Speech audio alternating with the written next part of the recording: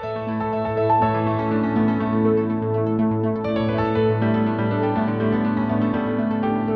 friends, welcome back to the Journal Feed.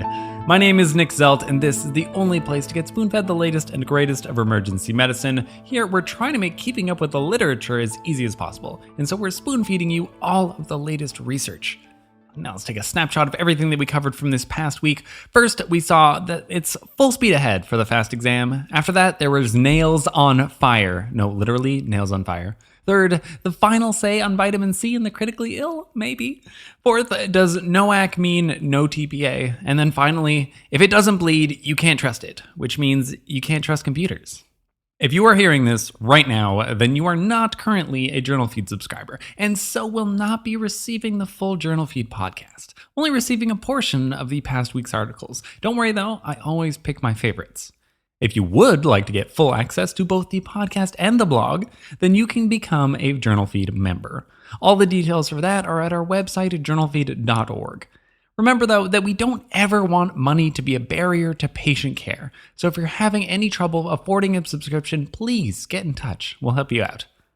This is the audio version of the past week summaries, which this week were brought to you by our authors, The Grateful, Aaron Lacey, Sam Parnell, Jonathan Brewer, Seth Walsh-Blackmore, and Clay Smith. All right, so here's the first article titled, Ultrasound is Superior to Supine Chest X-ray for the Diagnosis of Clinically Relevant Traumatic Pneumothorax, of the Journal of Trauma and Acute Care Surgery. All right, Journal Feeders, we're skipping all the way to the third article. The first one and the second one was definitely the most fun, but I'm trying to favor articles that are going to be the most clinically relevant.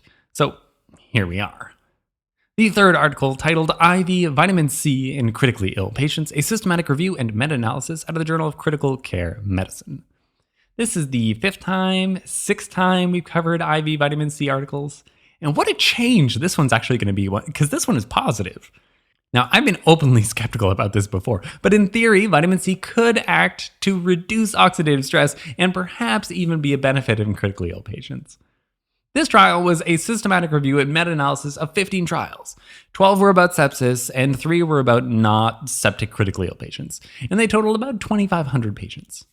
High-dose IV vitamin C actually showed a statistically significant decrease in mortality, as a risk ratio of 0.7 with a p-value of 0.03, but only when you were comparing it to low-dose IV vitamin C. If you compared to placebo, either high and low dose, then there was no significant decrease in mortality. It was decreased, but it wasn't significant. So studies of IV vitamin C cocktails have so far largely been pretty underwhelming.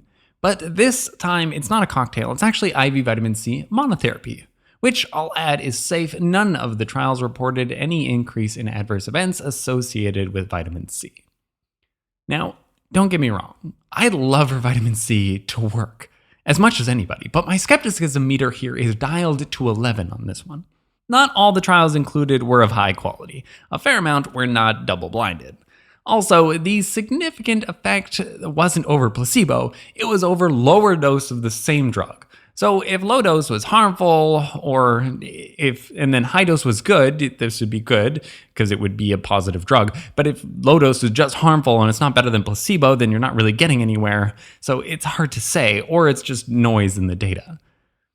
Again, hard to say. We need more data to really figure out who, if any, of these patients are being benefited from this.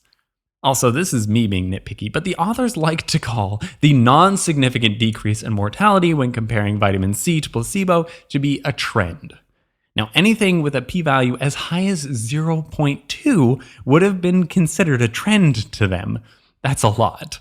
So a trend implies, to me at least, movement or change. It's like a vector. It implies directionality.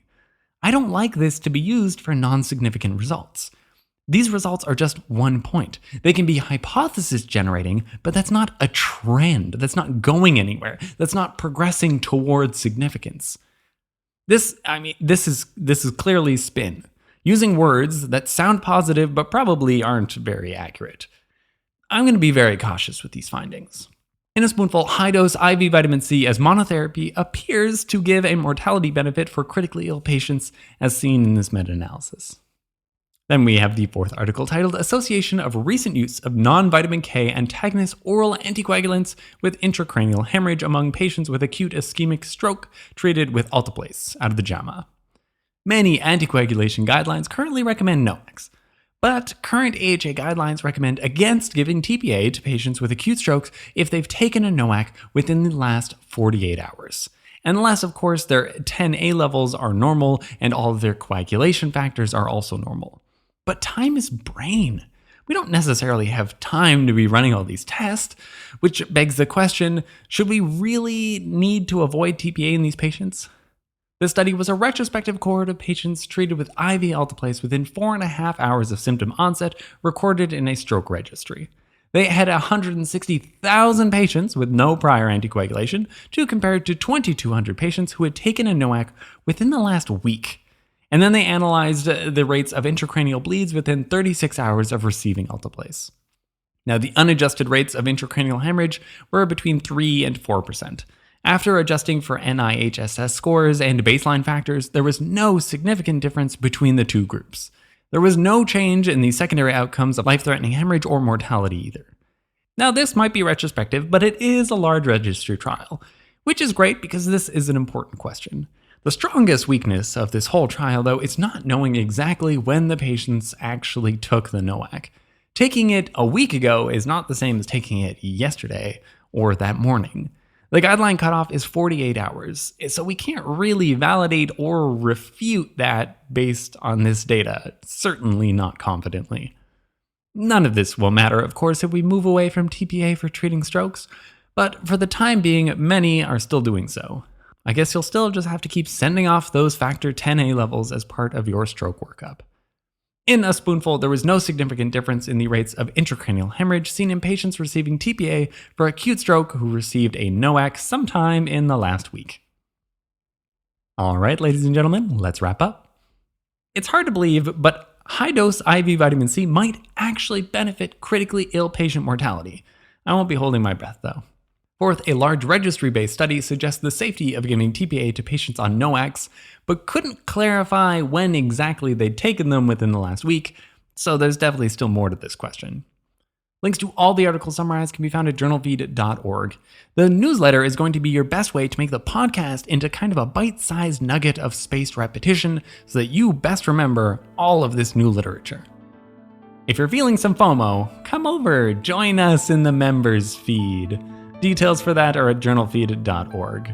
Our goal here is to provide better patient care through spoon feeding, and so we're helping you keep up with the latest research, one spoonful at a time. Thank you.